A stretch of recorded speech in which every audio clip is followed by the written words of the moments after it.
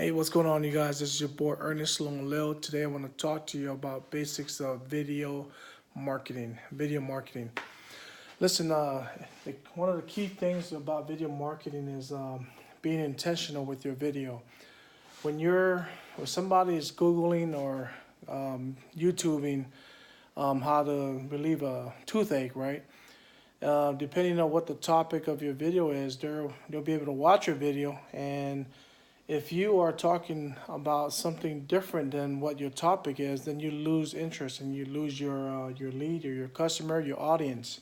So, so these are some of the questions that you need to answer when you're creating your content.